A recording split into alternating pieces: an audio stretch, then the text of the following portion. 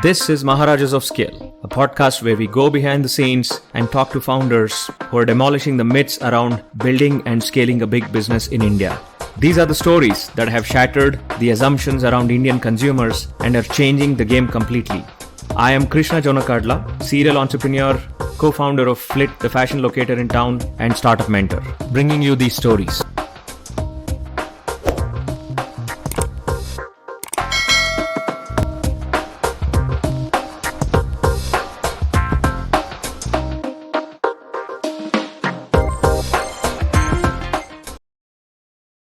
Hey everyone, this is Krishna, your host from Maharajas of Scale. We have a young and dynamic duo today who are actually bridging a gap in the insurance sector and addressing a segment that is actually unaddressed right now. We have Yogesh and Kulin of Onsurity. Guys, welcome to the show.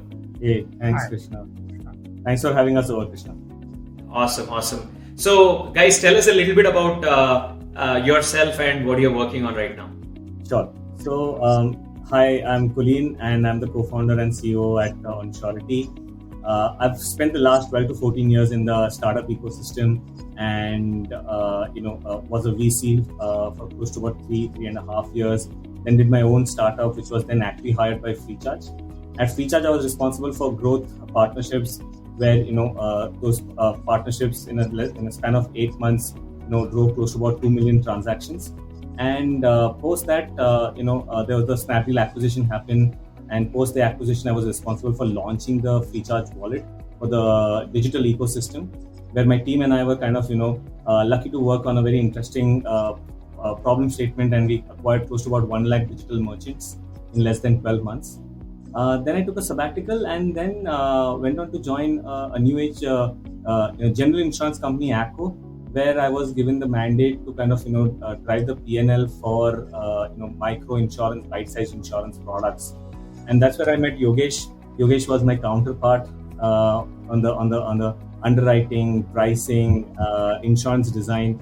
And, he kind of helped to create some of the products out there. And we went on to kind of, insure close to about 40 million unique users. And now we're kind of building on Onsurity. Yogesh, you want to introduce yourself? Yeah. So hi everyone. So I'm Yogesh, founder and CEO at Onsurity. So basically, to start with, I come from the insurance background. Had worked in the insurance sector over the last 10 years. Started my career with KPMG as an actuarial consultant. Had worked with a couple of Indian and as well as international insurance and reinsurance companies for their reserving, pricing, and developing their lot of predictive and analytical model for designing different insurance and risk transfer products. Then from KPMG, I moved to Shriram General Insurance, where I was the chief actuary and chief risk officer. Again, I was responsible for their actuarial team as well as the underwriting team for the motor as well as for other products, and again helping them to design the products and getting those products approved by the regulator. Then from Shriram General Insurance, I moved to Universal Sompo General Insurance as an appointed actuary and chief risk officer, and was responsible for the entire actuarial and risk function over there. Yeah, by the way, I'm a qualified actuary where I qualified at the age of 23, and I'm also a chartered accountant. So that is my educational background. So after Universal Sompo General Insurance, I started my own actuarial consulting firm named as Lux Actuaries, which is kind of a sister concern for Lux Actuaries in the Middle East. Over there, I was actually helping a lot of Middle East as well as Indian companies to design and to value their different employee benefits. And this is where my passion towards the employee benefits and employee healthcare started. During my journey at Lux Actuaries, I met a couple of insurance company CEOs, and one of the company where I provided my consulting was ACO, where I was responsible for designing their insurance products, pricing it out, creating the reinsurance strategy for the company, as well as helping the other actual folks in the team to deliver and to get the products approved, get the IRD licensing thing done. So that's about my background. So somewhere in October 2019 or November 2019, I thought to start Onsurity. Basically, given that I was actually handling a couple of SME kind of a business in the past as well.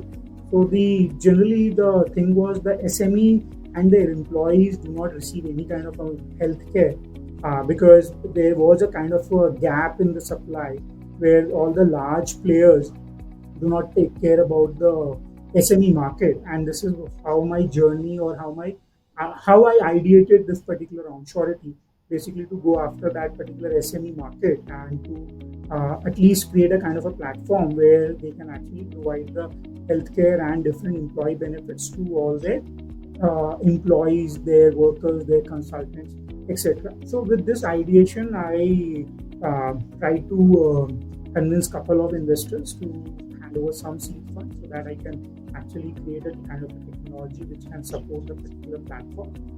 Somewhere in January, February, I met Nexus and other investors, and they agreed to give us some seed funds.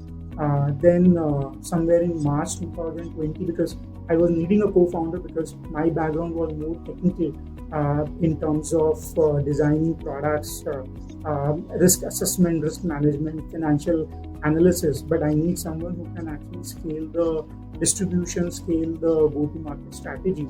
And this is how I convinced Kulin to come and join me somewhere in March 2020.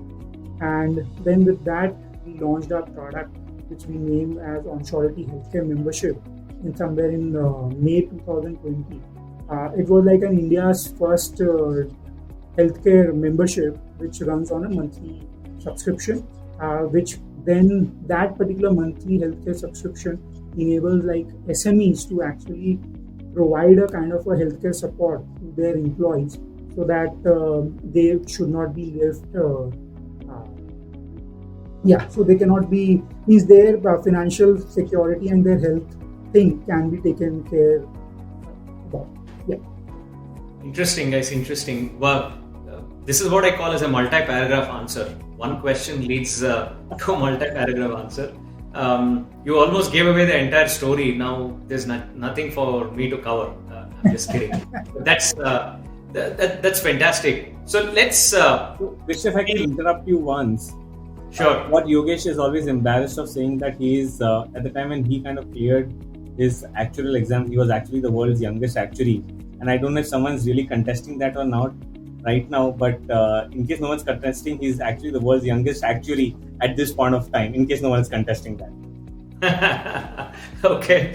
But I don't think I can contest the actuarial one, but I can perhaps offer a contest for the chartered accountant one. I'm a chartered accountant myself, and I'm a rank holder. Wow.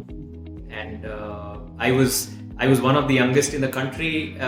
In the year that I passed out, at least in the southern region, I was only one of 9 people. So that passed. Oh, wow. So, nice.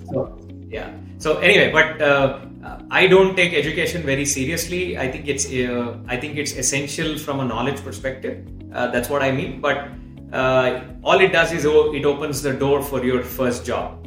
But after your first job, your education is possibly just somewhere in your LinkedIn profile or in your nameplate in front of your house or on your visiting card, right? Everything that matters from there on is what you did and how you're doing. So excellent, guys. Tell us what kind of numbers is Onsurity looking at right now from a scale perspective, and from a customer perspective, and number of people insured, that kind of stuff. Right. So just to kind of give you a background, right? So the product actually launched amidst COVID in May of 2020. We left for the lockdown with only 18 employees. Obviously, to scale, we wanted to kind of make sure that we're scaling fast, and but at that point of time we were like limited people. But I think today we are a team of close to about 70 odd people now, and we are now having close to about 500 plus companies who who have kind of opted for our healthcare membership. And just to kind of set the context, we don't sell insurance, right? What we're really doing is that because in India people normally just think about healthcare as health insurance, but we're trying to bring that change, right? We're trying to make people understand that what healthcare is much more than just providing your employees with health insurance, and hence we are kind of providing a healthcare membership, and that's the kind of route that we are kind of taking today. It's pretty interesting. We'll do a deep dive on that in a moment. So how many people are you actually touching in terms of individuals through these 500 companies? It's what 70,000 families is what we're impacting. No, 70,000 lives and almost close to 35,000 families. Yeah. Oh. So 70,000 families. Okay, Yeah. That's a great start, especially for a company that was just founded right before the pandemic, or maybe almost during around or before the lockdown that happened last year, right? But we'll come to Onsurity in a couple of minutes. But I want to go back to your background at FreeCharge a bit, Kulin. Those are some interesting numbers that you shared about 1 million merchants, and then eventually what you did with a new product. What was I'm a big admirer of Kunal Shah and his thinking. I think he's one of the few people I've consistently seen that who focuses and brings out so many insights about human behavior, as opposed to and he also says that is because he's one of perhaps the only founder, at least that's what he says. I haven't actually checked that he's the only one from the humanities and not a techie who's become a founder of a tech organization, right? So talk about that FreeCharge time a little bit. Obviously this is during the 2015-16 era when it was like the dot-com bubble in India, and everybody and anybody and everybody got excited about startups. So talk about that time. What were some of the things that you did that you miss today, and how did you get to 1 million merchants there? Yeah, sure. So that was 1 lakh merchants at 100,000, not 100,000. Yeah. Okay. Sure. But so I joined FreeCharge as our own startup getting acquired, and had actually was fortunate enough to kind of start working with Kunal, and I still remember it was my first campaign with a leading a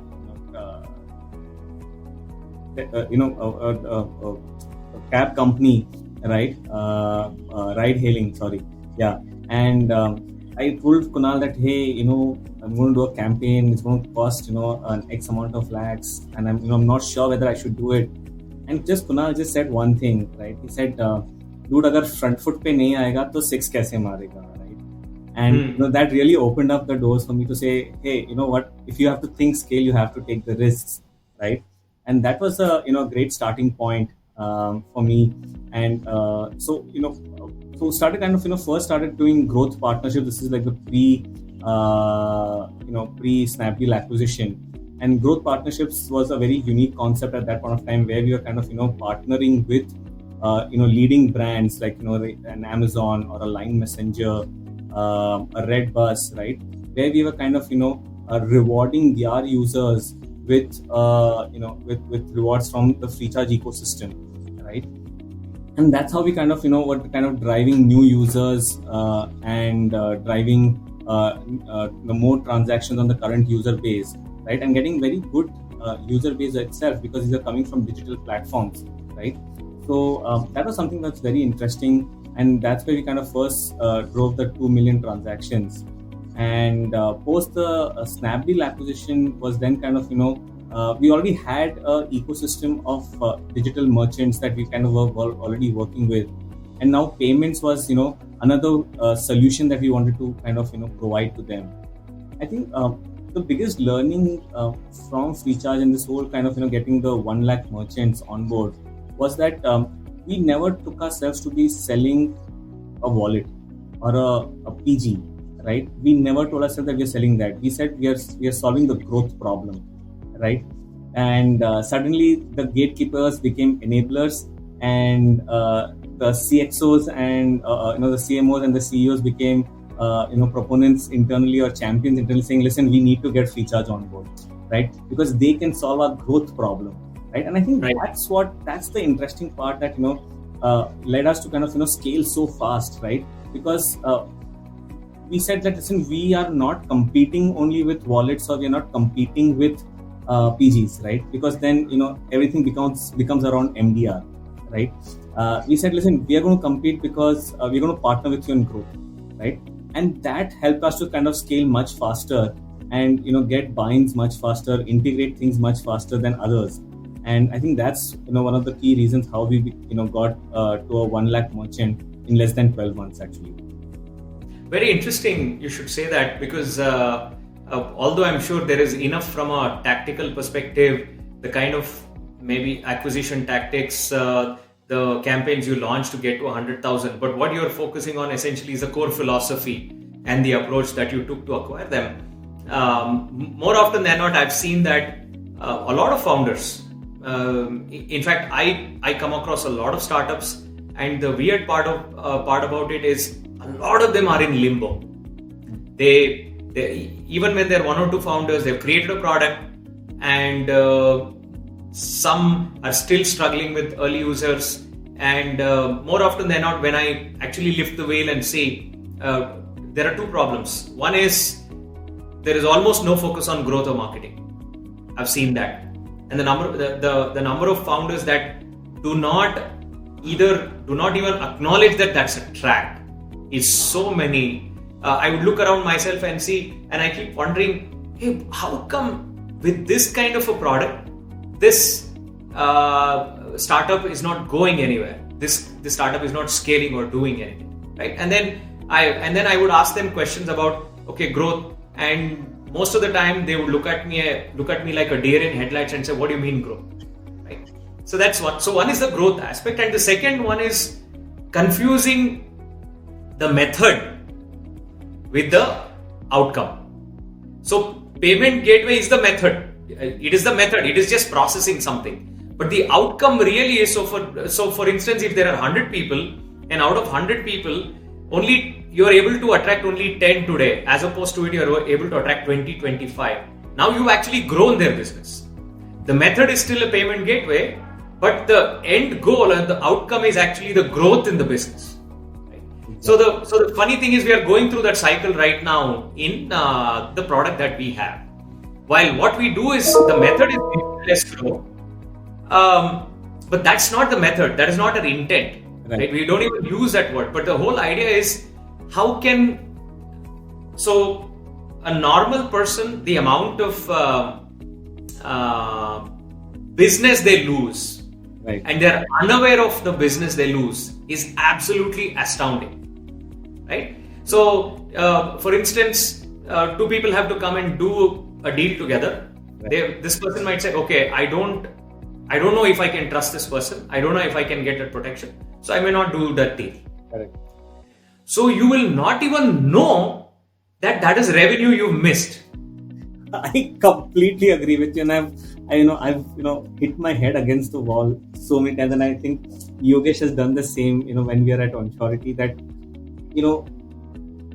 you're losing out on so much by just not experimenting, right? Yeah. Right. Yeah. And I think that's one of the things. And when we come to it, we'll kind of tell you why we are building what we are building and how we are building, why we are building. So yeah, but I completely kind of agree with you.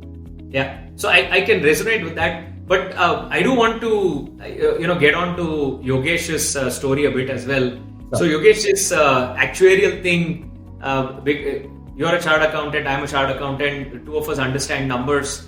But for the layman, if we were to discuss actuarial service, it's important but boring. It falls into that important but boring kind of functions, right? So today, if I had to insure a mobile phone, and if I'm insuring, let's say the OnePlus, and the OnePlus market price is 45,000. And I have to insure it. Let's say it's a new phone, it's not a refurbished phone. So I have to come to you and for example, get a policy. You are the person that is going to tell me, okay, it is a 46,000 rupee phone. Then you want 1 year insurance. So these are the things that will get covered. So you pay us 1,200. Let's say some number, but that there is a science to it. There is a method to it. So you are the person that puts the magic in that behind that 1,200 number, right? How many OnePlus are there? What are the cost of all the parts? How many phones are reported stolen? How many phones break screens? So you calculate all the risks, apply statistical modeling on top of it and say, okay, this is if X number of people file claims, 20% of the claims are valid. If we have to pay every one of those, what's the cost of acquisition? That's 1,200. So that's all the science behind. I'm perhaps maybe even oversimplifying it because I took the example. But would that be accurate?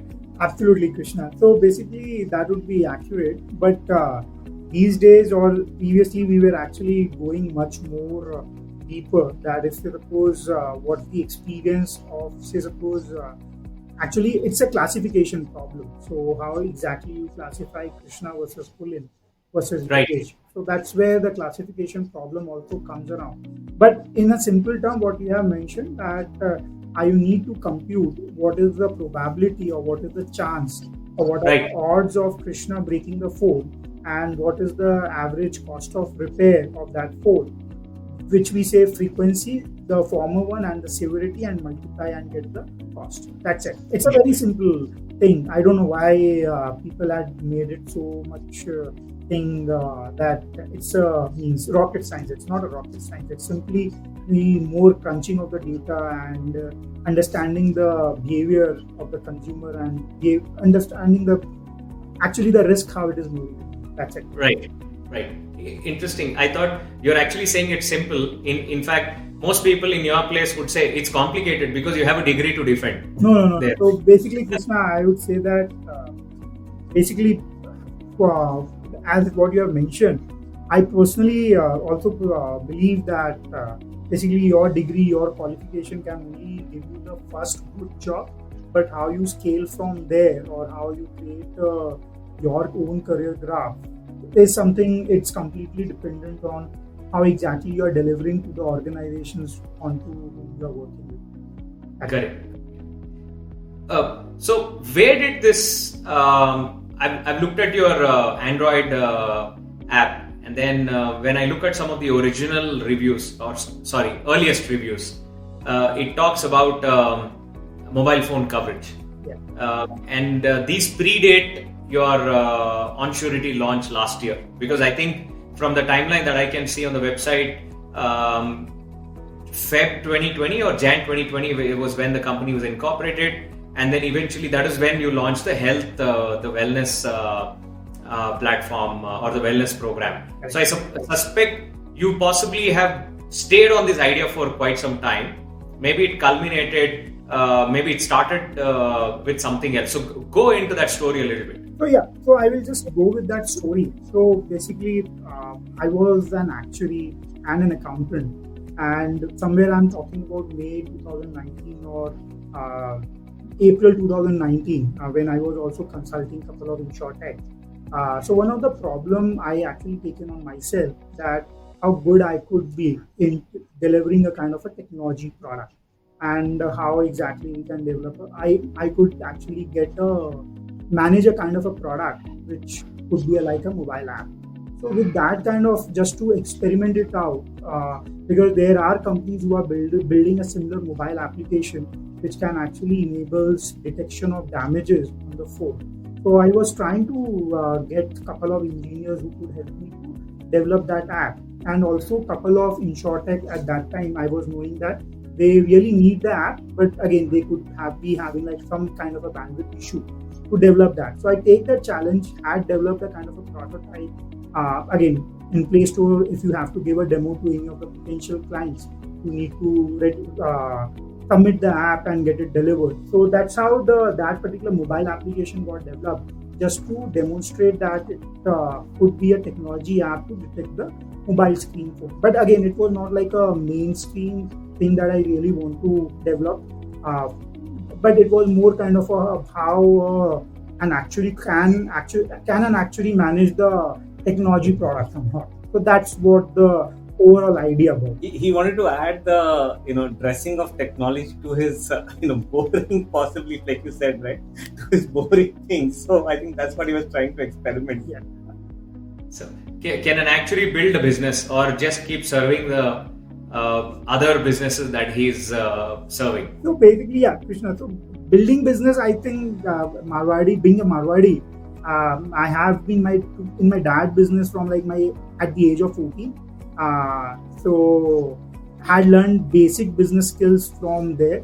Then I was actually running my own consulting firm, though I was actually helping other businesses, but still running a business, understanding what are the requirement of the clients, understanding what the demand would be looking like. So all those basic business skills that would be required in running any kind of business or thing.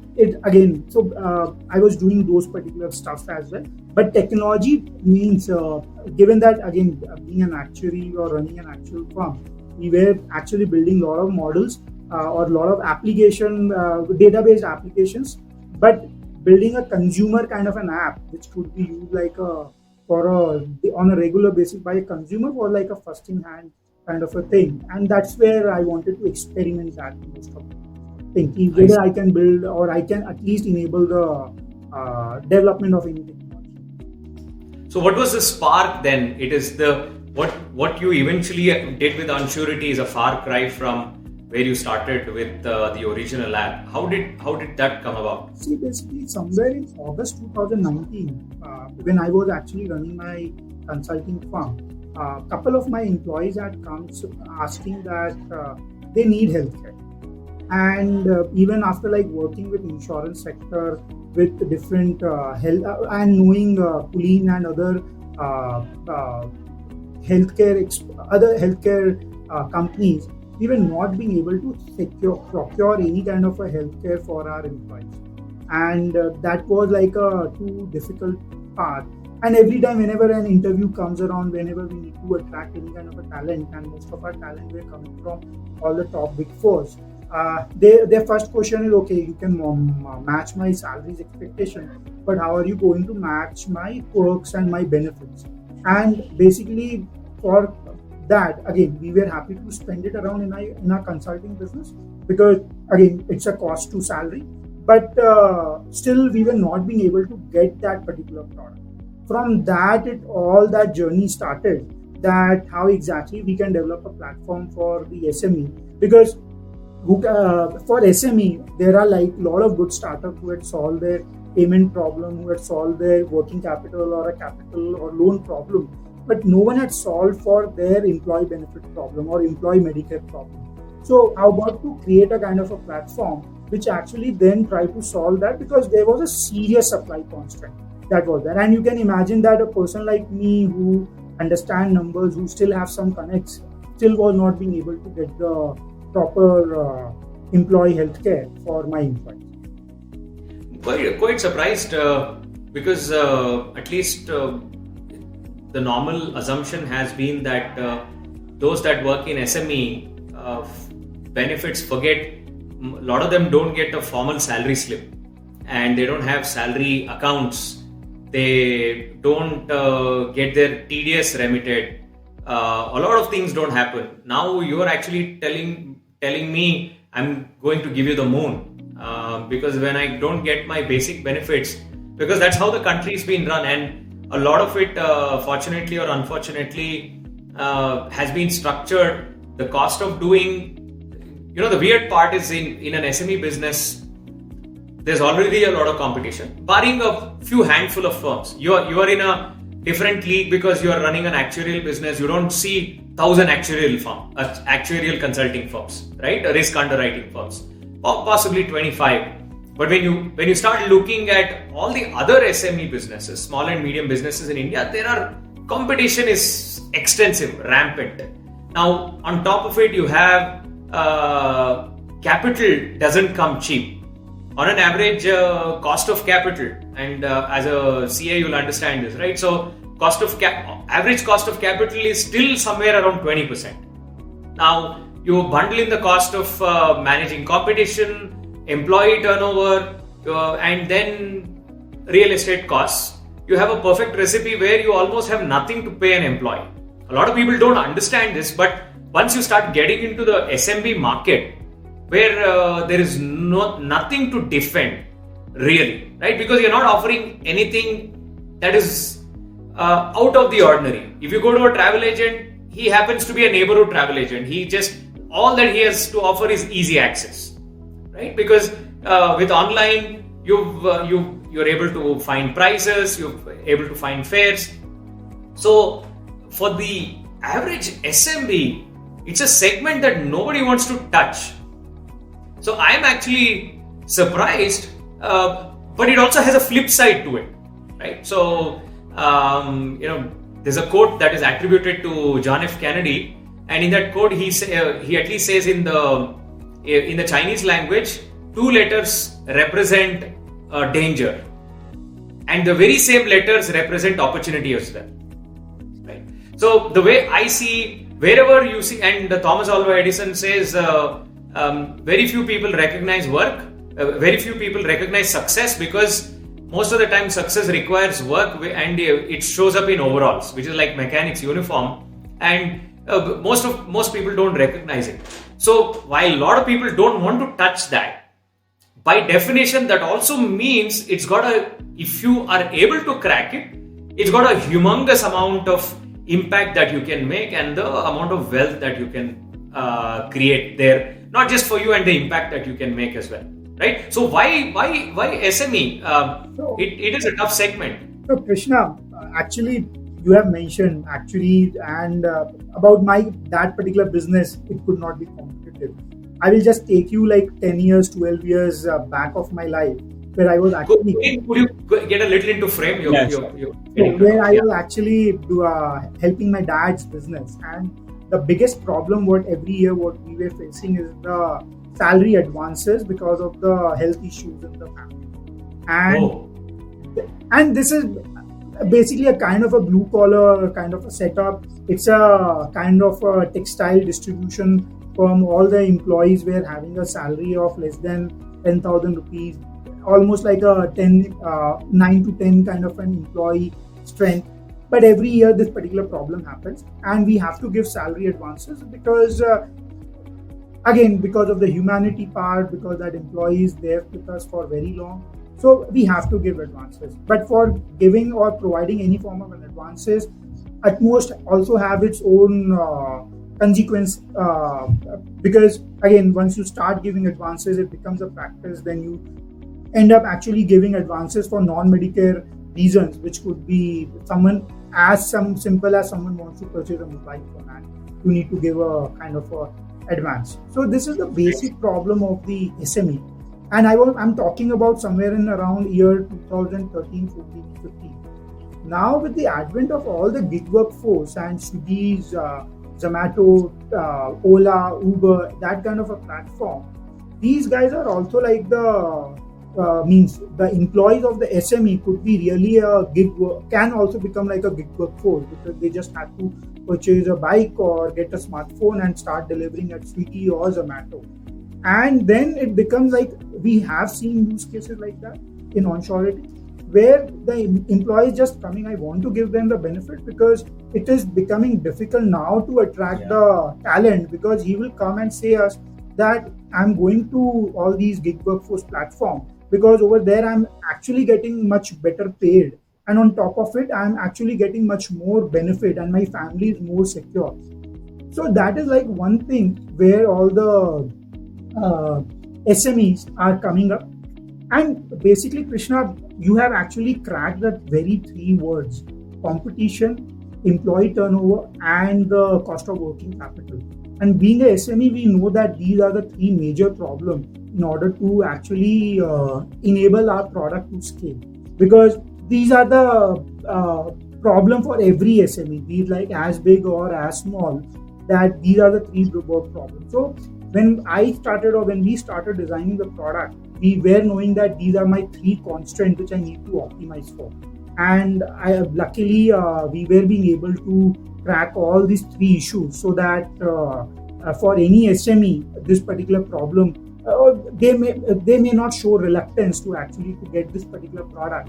And I would say, in terms of the number, 90 to 95% of our customer base are all new to Medicare or health. So effectively, it's going after like the, what you could say, the complete missing middle, and basically not going to those who already have, or those who are actually being provided by some scheme by the government. But we are actually creating a new market, which I think that it could be looked at an opportunity, but you need to manage the risk that comes around with that opportunity. Yeah. So the only place the middle gets actually pampered is when it is around your stomach. So only the right? So let's jump into the product a little bit. You said, and then we'll go on to the scale story. And I do want to hear how the two of you came together. And I have another question for Yogesh. Kulin. I'll hold that for a minute. So let's speak about the product. The product, you said, this is not just health insurance or health insurance. This is something more than that. Elaborate a bit. Sure. So Krishna, I think just to add to what Yogesh said earlier, right, and I'll just try to tie into the question that you just asked. SMEs generally, it's not about the lack of intent to provide things, right? It's just that I don't think, as they say, the road to hell is paved with good intentions. I don't. It's the lack of intent. But that's the sad part. A lot of people think it's the lack of intent. Exactly. But very rarely focus on the practicality of it. Correct. Right?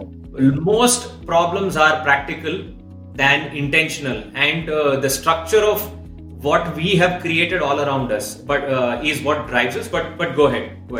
So that's not exactly right. Like, there was never a lack of intent at the SME side, right, to provide healthcare, right? I think they wanted to provide, but they never had the right product, right? And hence, we started thinking that, listen, how do we kind of, create a beneficial product for the SME, right? And hence we realized that, not always, will a person need to get hospitalized, right? And you guys correct me if my numbers are wrong, but 70% or 76% of the healthcare costs are basically out of pocket. Like, they're not necessarily related to an hospitalization, right? This could be medicines, health checkups, right? Going to a doctor, for a second opinion, right? And that's where we felt that, that's where the money is being spent, right? And hence we said, listen, if we really want to add value to an SME, right? And if you just tell him that, listen, I will only provide you or handhold you only at the time of hospitalization, that still does not solve their problem, right? And hence we said, listen, let's take a comprehensive approach towards healthcare. And hence today, like I mentioned earlier, right, that Onsurity is providing a comprehensive healthcare. So we provide right from discounted medicines, we provide discounted health checkups, we provide free doctor consultations, right? We provide super specialty consultation at a very cheap price, right? And then obviously, for our members, we also kind of say that, listen, if worst come worst happens, you also have a healthcare insurance also, which is bundled with our product, right? And that's the way we've kind of, looked at our SME offering, right? Think that, listen, a wholesome product, which they would definitely say, because, if they don't, if for example, 1 year, if there are no, claims in a traditional insurance parlance, right? They'll say, listen, why am I even spending money, right? They'll not see the value out there. But in our product, they actually see the value coming to them every day, because there's always something or the other for them or for their families that they can use on our on our product. So basically, Krishna, Kulin what mentioned, so in India, especially in the SME market, they always see insurance to be like a kind of a return of premium kind of a product, जहाँ पे मैं how much I had paid and how much I have received back. And that's still the mentality. So the protection is something does not go very well with the psychology of especially the SME Indians or the workforce which work for the SME. But when we are trying to solve the healthcare problem, where in a kind of a dashboard where the employer is able to see, or the SME is able to see how much the saving my employee had done on their medicine cost or on their health checkups, or if they have actually had to go to a doctor and had to spend like a 500 rupees in a consulting, but they have actually got it at a free of cost. And these are like a high volume use cases which actually will happen in almost all the kind of the company, because everyone will at least get some fever and cold, will need to order some kind of a medicine. And this particular platform what we are creating it out caters to all the different healthcare space, and where we are trying to bring all the different services. Yeah. Fortunately, unfortunately, India understand healthcare to be only insurance, but it is not as per the global standard, and just we are trying to solve also one of the problem that let's make it healthcare more comprehensive.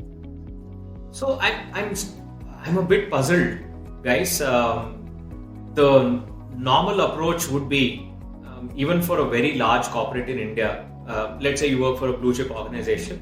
The blue chip organization, what it tells you is you have this is your comp, this is the salary you get, these are the XYZ benefits that you get. Oh, by the way, we've tied up with X organization for healthcare. This is the premium.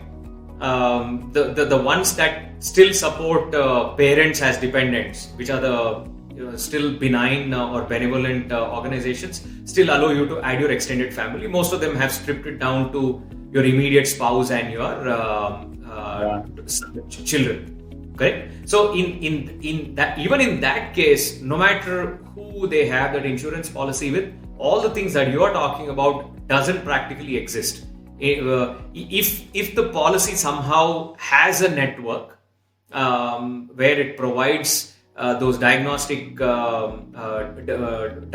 at a discount or consultation at a discount through a network, so it still begs the question, why you launch for the SME market as opposed to the big corporate market? Because it would look like the big corporate would almost be able to take whatever basic benefits they have from a healthcare perspective all the way like 2 or 3 notches up just by aligning with you guys. Why go towards and I'm really curious now why you chose the SME segment. Is SME segment, are you playing a super long game where you are telling yourself, अच्छा 10 साल में मैं उस्ताद बन जाऊंगा इसका, or is there some other thinking going on here? So Krishna, the answer lies in your statement only. So all the big corporates provide some form of a healthcare, and right. There,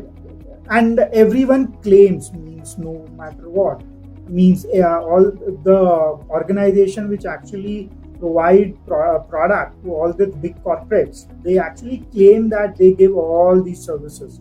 So so going to that particular market is not an opportunity for. Actually, I kind of differ with they kind of offering something and really offering something are two separate things, because somebody can say, okay, I've tied up with XYZ, through their network you get all of this, and you and I know that is the reality is far from that from that claim, isn't it? How it actually works on ground is what that matters, and it should matter more to them. But I'll let you continue. So Krishna, on that particular part, as I mentioned, so basically the procurement team at the big corporate, they see, this is the checklist, okay, done, all these services are done.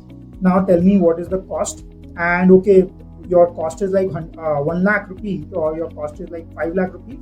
I'm happy to pay you like a 4 lakh rupees, and all the entire market will go after that large corporate, and which results in like an unsustainable unit economics for all the suppliers in that particular ecosystem.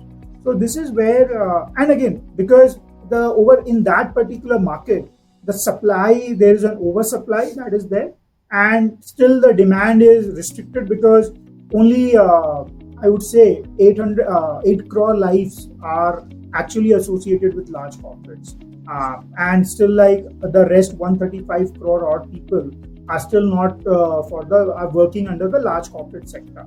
So just to imagine the opportunity that is there in our mind, which is like 8 crore versus like 127 odd crore people. And for 8 crore people, definitely there will be someone who will come who will be much bigger than OnSurety, like Amazons of the world, could come and completely disrupt the market.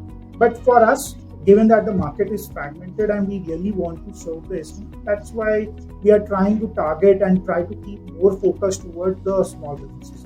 And just to add to that is that for a corporate, right? If I go and tell that person, listen, I'm going to get you discounted medicines and discounted health checkups, like, listen, my people can afford it, right? As in, if you're going to give them like a 15% discount, doesn't matter to them, because they have those kind of incomes and all, right? But for an SME, right, even if you are able to save for that person, say 100 rupees or 200 rupees, right, that's a fairly good amount for them, and they like that savings, right? Think about it, that they can actually get a super specialty teleconsultation at say 99 rupees, right? A corporate will be like, it doesn't matter, right? Even if I have to spend like 1,000 rupees, I'm okay. It's my health. I'm going to spend it, right? And hence we feel like the kind of value that we can add, right? And the amount of stickiness that we can get, because people will appreciate the product. At least our initial hypothesis is that we can kind of go behind that market.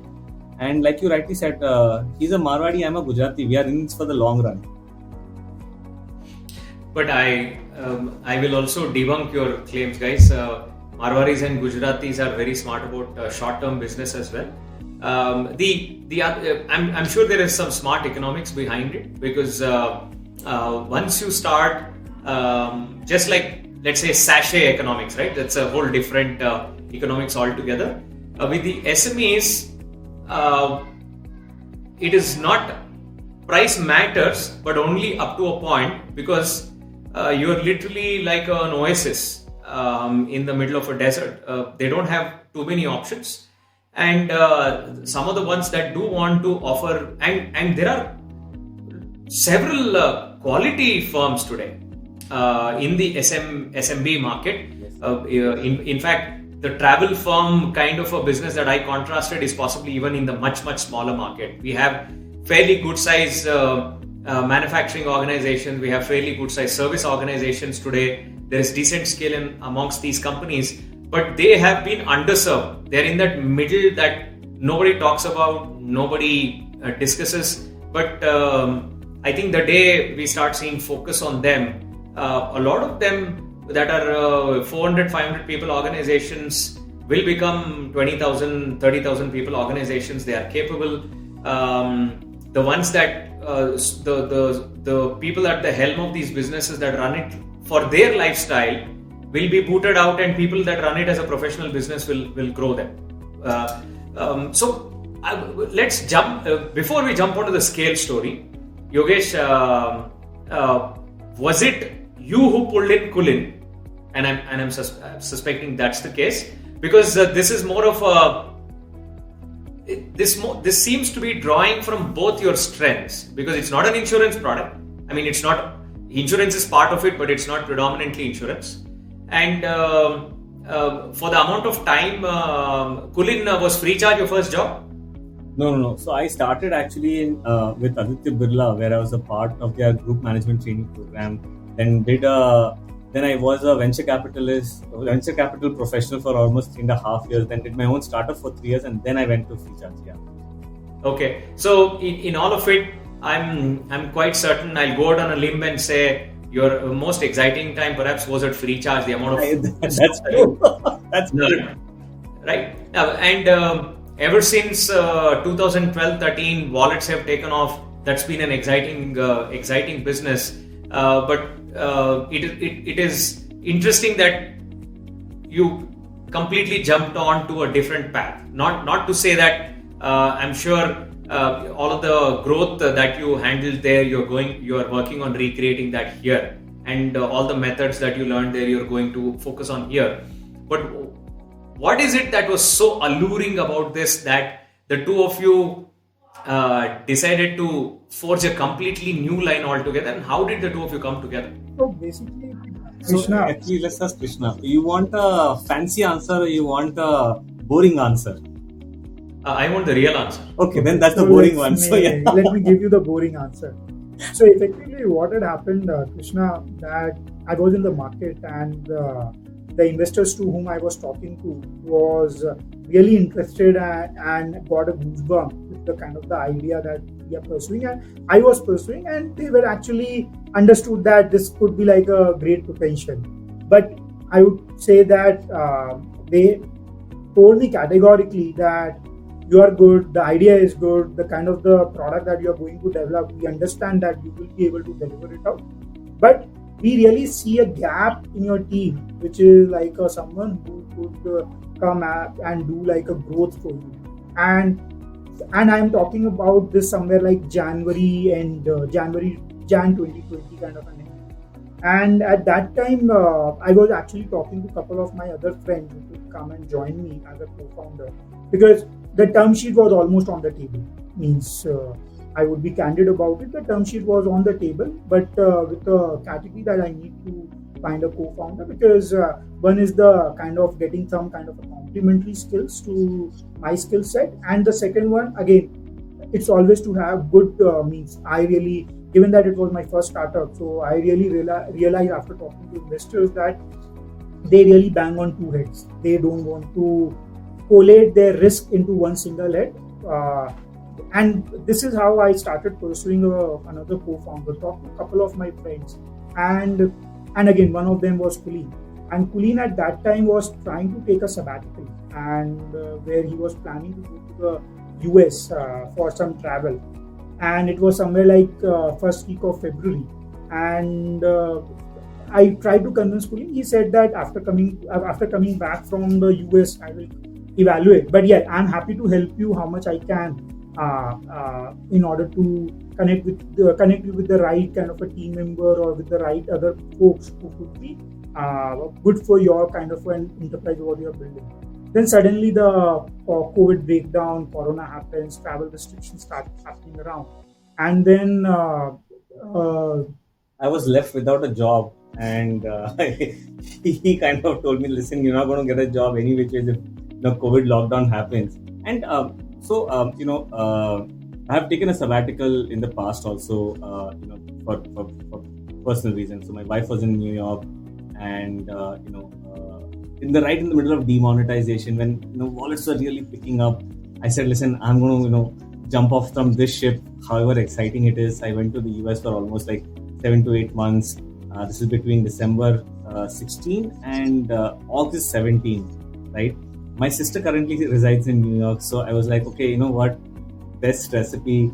I've done my bit at Acko. I'm going to now leave, go and spend some time with her, travel.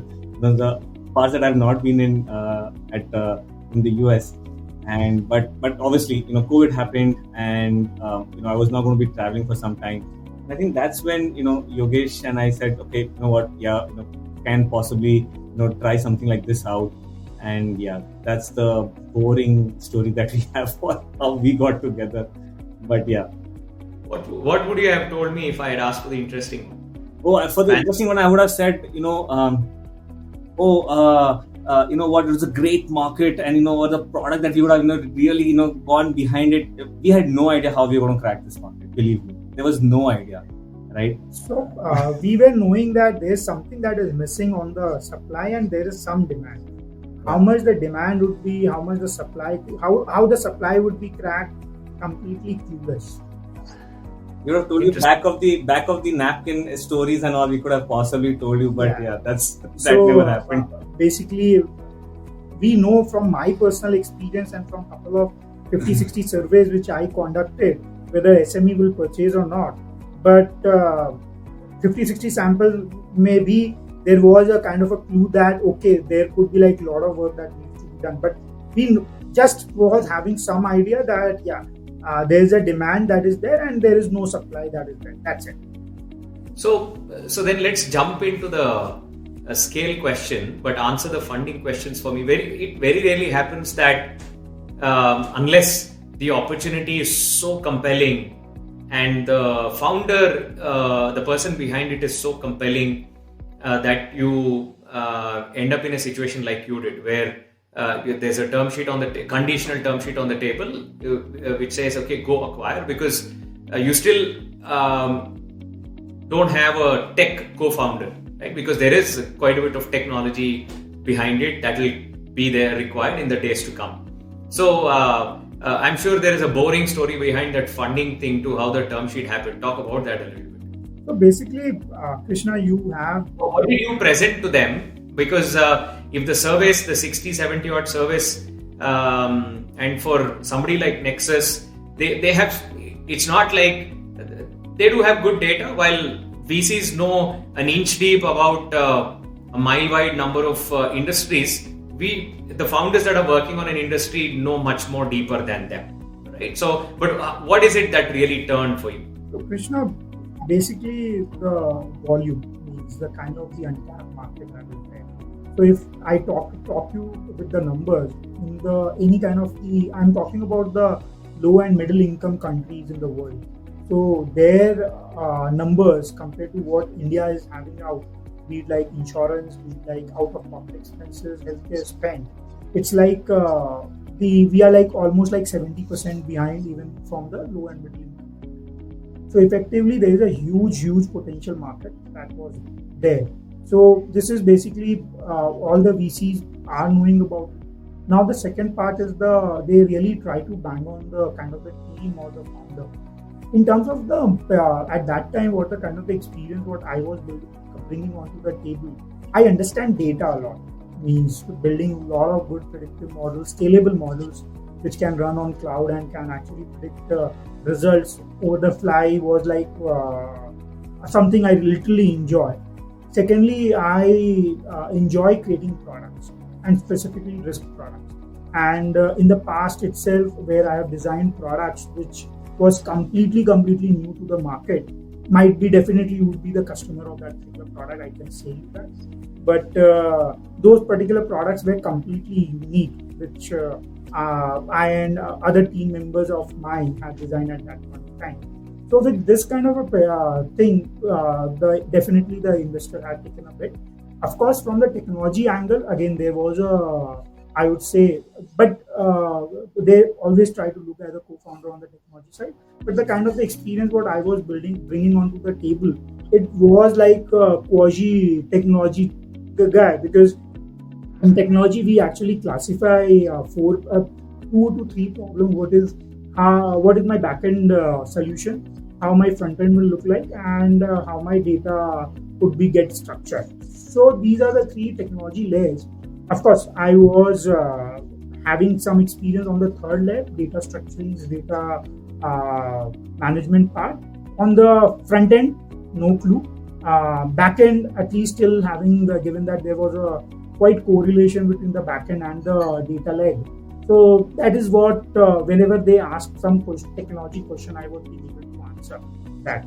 But the growth part, this is where I have never had grown kind of any kind of a product from its like 0 to 1. Had not made that.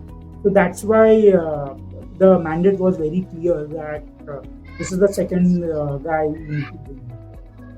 If you go to see even our investors' background, right?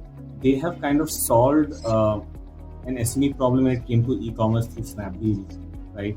They had they have had a couple of lending companies which they have kind of where an SME was there, right? I think the healthcare piece is something that was missing for them, and I think they had they had a international investment in a company called Clover Healthcare, right? And I think they wanted to kind of if not the same, but some sort of a healthcare portfolio in India. I think that's where they kind of saw this, things marrying, and I think that's where we felt that they were a right partner. At least now we feel that they are the right partner for us. So yeah. So talk about the scale journey a bit. So from the 60, 70 odd surveys, how have you grown it? What has been the methods that you adopted? What have been the tactics that have worked for you? So basically all the 60-70 surveys suggested the 3 problems what you have mentioned: working capital, turnover rate, and competition.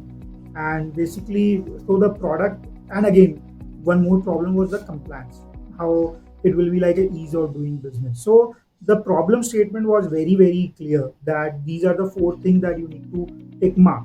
So we started designing the product. So, and I think for us, what really had helped us to scale, Colin, correct me if I'm wrong, but Yeah, it's sure. like a product.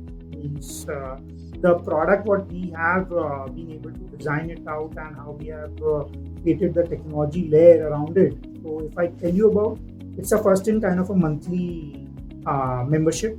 So it solves the working capital problem.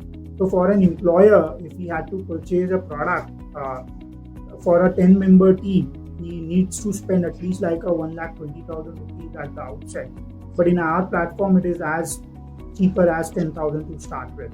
So it solves the working capital problem. It is effectively giving them a product which is like a 20% cheaper than the competition.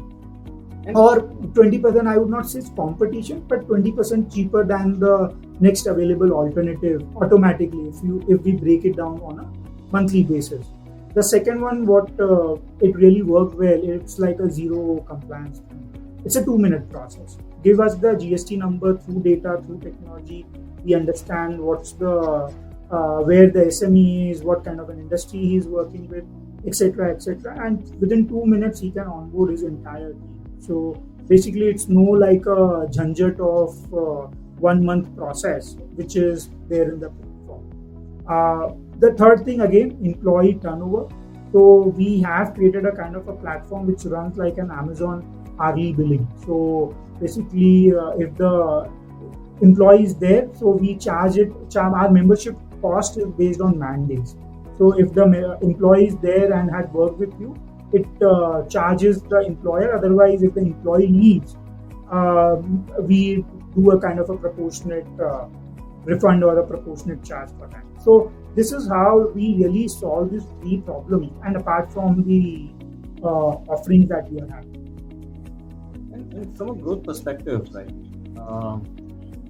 I think these things put together, and at the time when we kind of entered the market, right? While the market was, shutting itself to any kind of new purchases, cash is king kind of a thing was happening, right? A small monthly product really kind of, resonated with people, saying that, listen, okay, till such time that I'm not going to be back to work, or, we're going to be back on our feet, we need to take care of our people, right? 2 things, because, this was a time when we became really human in a lot of ways, right? I'm sure you would have also done Bartan Jadu Pocha at your house, similar to the way that we have done, right? That's the time when it's really struck that, listen, you know what, people who work with you, who work along with you, they do deserve, that kind of a support, right? I think that's why we kind of went to the market, and we saw that we could connect with people, and people could connect with us because of these small product features that we got, like a monthly, a billing that is, like Yogesh mentioned, right? A utilization based billing, right? I think that is something that really helped us to kind of, and today we see close to about 25 to 30% of our business coming through only through referrals today, right? People keep referring us everywhere, and we just, and that's kind of really worked well for us. Man, I think for us, the growth story was like we really helped a lot of SMEs to bring back the people to work. Also, fortunately, unfortunately, we were being able to actually help the couple of businesses in order to scale down their team, because a couple of them were very clear that if we have to scale it down, we need to give some kind of a healthcare to the employees for some time period. So the product, how we have designed it out, it become like a sachet kind of a product which helps the SME at all those times. So you take all of this health benefits or the health plan, you provide it on a monthly basis. And during the time of the pandemic, if they needed to downsize, so let's say they had a 50-member team and today they came down to 20, the other 30 that were not really getting paid, they still had access to these benefits. Yes. That was the retention plan for the remaining people. But let's talk about the launch itself. March 2020 was around the time we actually went into lockdown, and you guys actually launched in the middle of that. Either this whole will help you retain the ones that you have to temporarily let go, was one of the tactics that worked. But quite frankly, the whole country literally came to a standstill at that point in time. 75 days was how long the lockdown was. It mustn't have been easy. It was either 99% of it was not easy. Only 1% of let's say like fruits, vegetables, essentials, they all made merry. I know of people, extended family that's made tons of money in essentials. But how was your journey at that time? When did growth really started happening? 500 odd organizations and 70,000 families that you're touching. All of that cannot come from product. People should need to know that you have a product, and awareness and marketing is that. What have been some things that have worked? How was the beginning? So at that time, we are helping SMEs to bring back the workforce somewhere like July, August. Was kind of something like a growth story for us, where we were helping a lot of SMEs. Might be those SMEs are mandated by other large vendors for whom they were working with, or basically they need to start with. It could be like a restaurant owner who need to call their employees from other parts of the India, all the immigrant workers, and for them it again restarting the business and by calling all the employees was like a very difficult thing to do it around. And with our product, wherever we got the kind of the clients feedback that why you purchase the product, they literally said us that we really wanted to bring our employees back. They were completely scared that how if they suppose something wrong happens to them, or if they suppose they need any kind of a medicine or they need any checkups, how those particular things will happen. And this is how our product at that time, what we were having it around, at least check boxes all the things what the SME was needing. And this is what I would say that had happened to be our growth story. We have not spent a lot of money on kind of the marketing yet. It's all about what Kulin had mentioned, referrals or someone who knows that it has a kind of a chain of SME, just connect with them. And the mantra was simple: we will help your workforce to join you back. That's it. Yeah. And from a growth perspective, whoever was not in tech was in business, right? Everyone was calling businesses. Everyone was telling them about OnSurety, right? There was no way to kind of create a brand recognition for yourself, because there are multiple things that are happening out there, right? So we just told everyone in the company, if you're not tech, you are selling, right?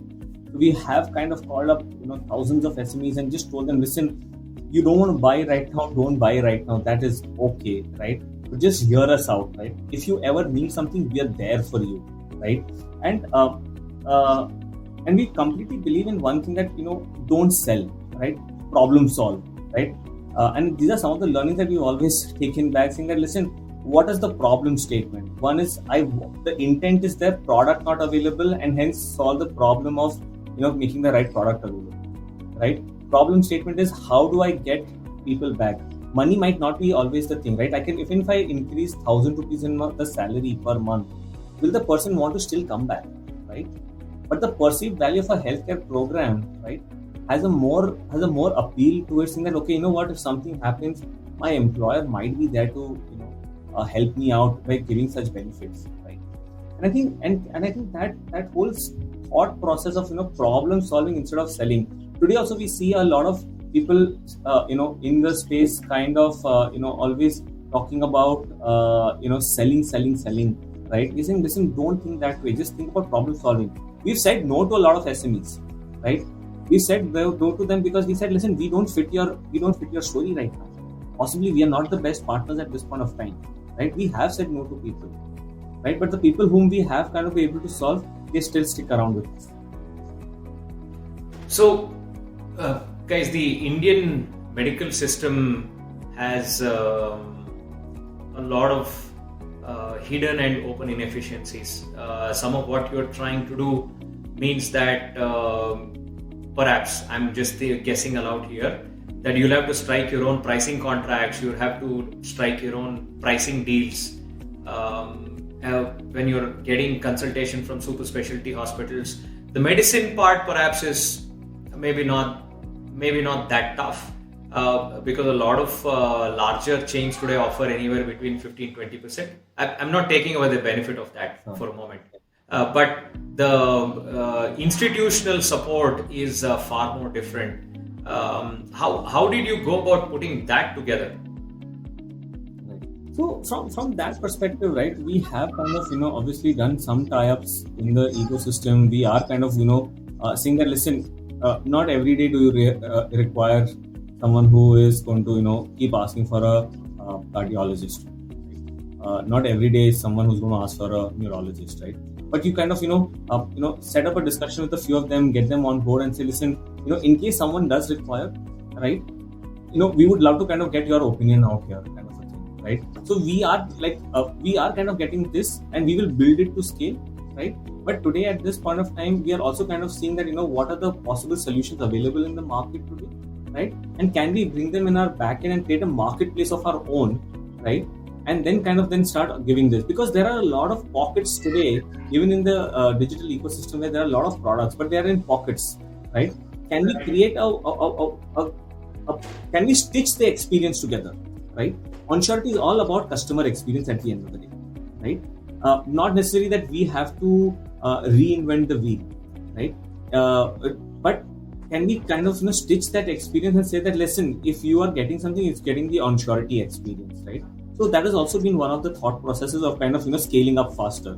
Never reinvent, go behind what is available in the market, but create your own experience layer on top of it.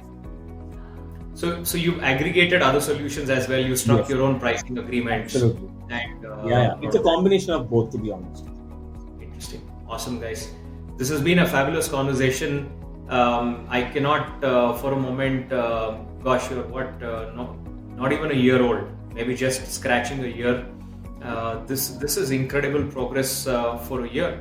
And you both don't come across as the hotshots that we are supposed to be for creating growth like this. So more power to you. So what's in store then?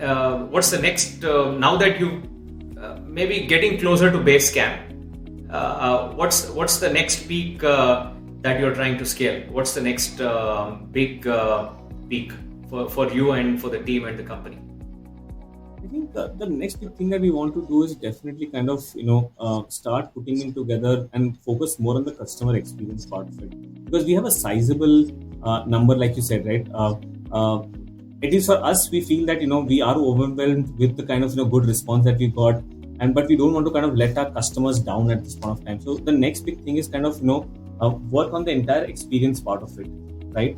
At any stage, our customers, our family members should not have an issue, while kind of making the most out of the OnSurety platform, right? And hence, I think the next set of innovation or optimization or scaling will happen on the product side, right? Where we are going to kind of invest a lot on the customer experience, and we feel that after a point of time, possibly we should have more organic growth than then we kind of pushing the product out there. We're trying to kind of create those kind of flywheels now, and I think the next set of is going to be that kind of also see that how our experience has been kind of in the last 1 year, and what are the modifications we need to do on the product side. So I think now on, I think growth will come if you have a great product. So hence, it's all going to be about building the right consumer experience and the right product from here on. Yeah. So Krishna, again, on this particular side, everything boils down to the experience, because the traditional world has does not have a very good customer experience when it comes to the healthcare. And if we will be, and because again, I would say from my experience, it would be definitely not the lack of intent, but the lack of the technology and the absolute use of the technology to solve and to identify those problems and to solve those problems. If we are being able to create another kind of a customer experience thing, then definitely the product will automatically scale.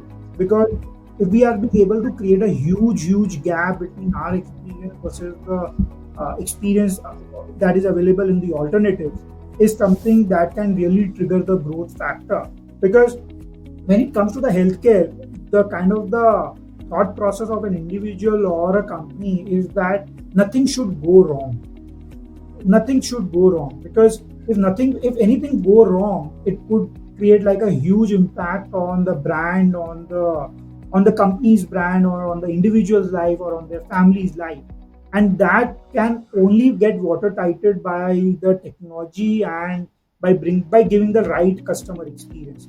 So we both are actually, I would say, might not be, we would be flipping more for the Maharaja story, but we are really targeting not growth first, but really target like a experience first, because we know that the growth would be the output of the experience. I think the Maharaja out here is the customer experience, which will help us to scale. So I'm very glad the two of you, for a moment, when Yogesh started pitching in or picking off where you left Kulin, I was thinking he was going to say something that was going to sound nice and a little bit contradictory. But I'm happy that both of you said experience. That indicates that you guys have your priorities right. At least from the perch that where I can look at, a lot of companies would say, we have a VC behind us, let's just go after growth. But at some point in time, if the fundamentals are not in place, growth can only be counterproductive. It can be the Achilles heel of the organization. There's one aspect about healthcare though that doesn't get discussed widely. The Indian healthcare ecosystem is fraught with all kinds of rent seekers and all kinds of bad capitalists. And I'm speaking about that sitting in the south here. There is enough political fraud and scam that has been done in the name of healthcare. And a lot of it stems from two reasons. One is there is this penchant amongst people that health should not be something that having a father who was misdiagnosed and medical malpractice, who's been paralyzed for the last 19 years. I know I have lived through and continue to live through what the cost of a medical outcome going wrong can be. So I do not belittle that for a second. But what has happened is this whole notion that nobody wants to get health wrong has enabled healthcare institutions to actually exploit people to a very great degree, right? For instance, today I'm one of the few people who still keeps getting amazed by the fact that if you get into an ICU for a day, the price you pay is dependent on whether you came from a general ward, a semi-private ward, or a private ward, or even a luxury ward. It's the same ICU, same bed, same physician, but the price that you pay differs vastly. Even in a so-called 5-star hotel, granted, you may have paid when 80% of the hotel was full versus 20% of the hotel was full. There is some method to the madness here. Here there is no method to the madness. A lot of it is dictated by greed per se. And it is a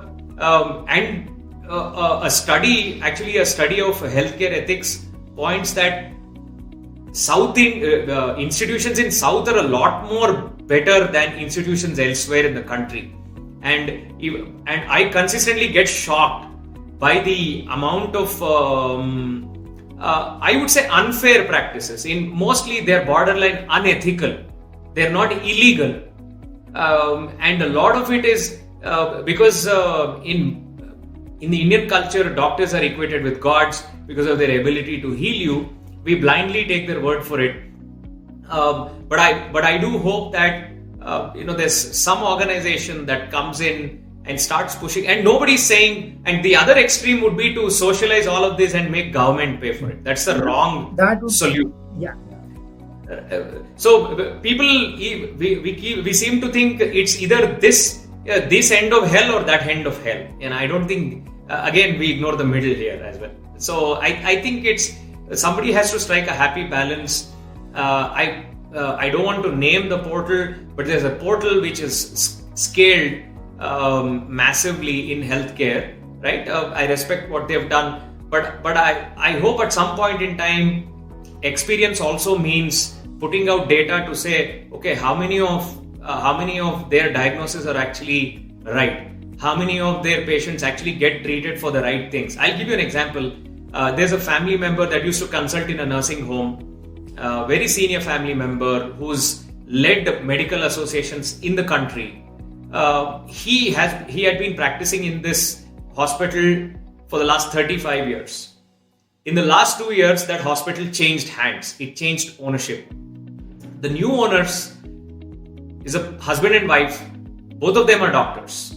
Their modus operandi is, if somebody comes in with a smaller problem, they diagnose it with something larger, give them steroids, and in about 2 to 3 days, they feel good for a day or two. But what the steroid has actually been doing is not acting on the cause, but actually the symptom. So in 3 or 4 days, that problem actually becomes bigger, and that person comes in for a larger procedure. Why?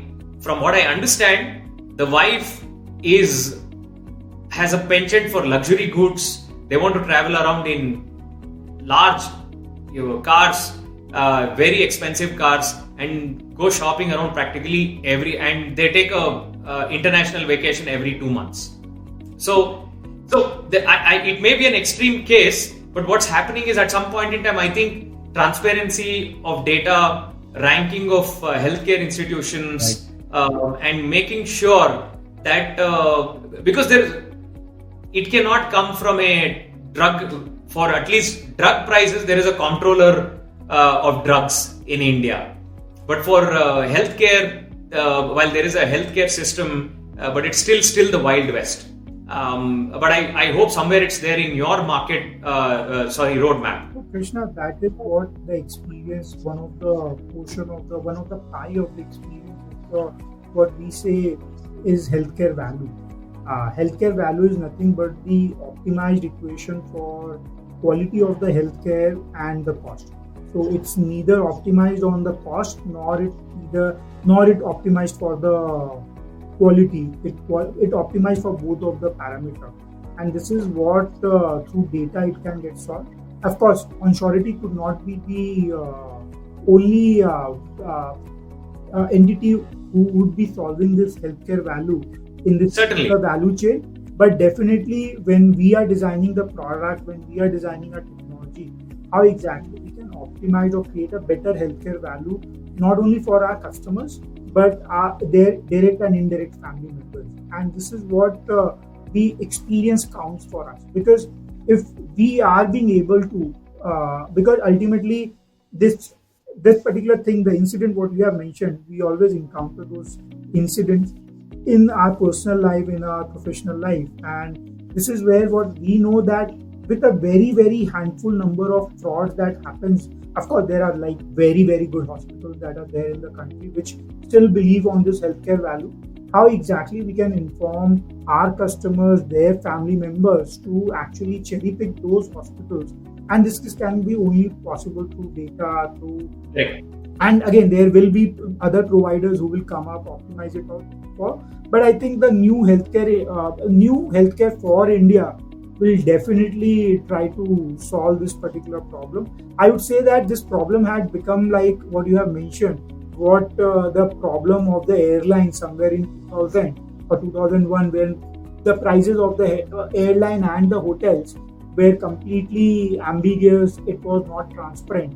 And there are startups like MNT, GoIbibo, who had successfully solved the problem and had also empowered agents to solve this particular problem. So I think again that the problem of the travel versus the healthcare is still uncomparable, because healthcare is still like a life and death thing.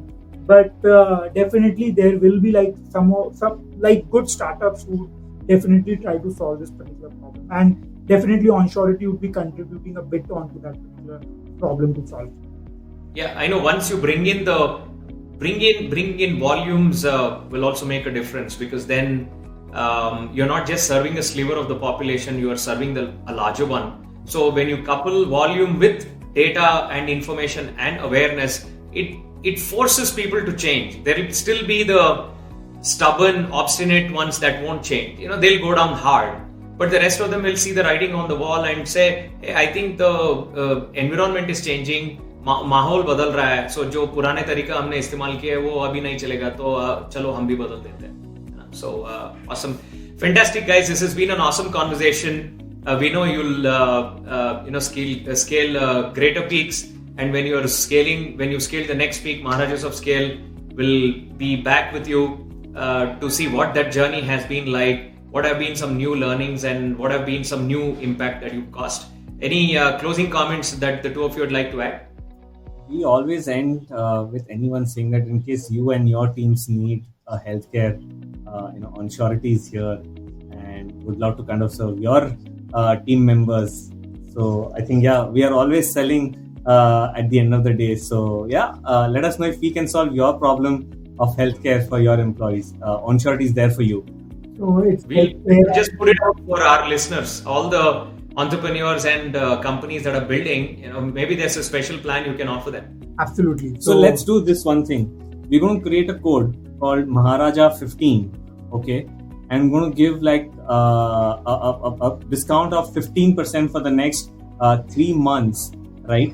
On if anyone kind of applies Maharaja 15. That's the first thing that we'll go out of this room and do is create that code and give it to you. And any of your listeners who kind of come and put that code, they'll get a 15% discount on the first 3 months of health subscription for their employees. Certainly. Awesome guys. We can do that. Great chatting with you, and we wish you the very best. Thanks. We hope you enjoyed this story. If this story made a difference to you, tell us by leaving a comment on the website or our social media channels. Help us spread the love by subscribing, liking, and sharing our show. We welcome speaker suggestions and collaboration. Write to me at tanya@maharajasofscale.com.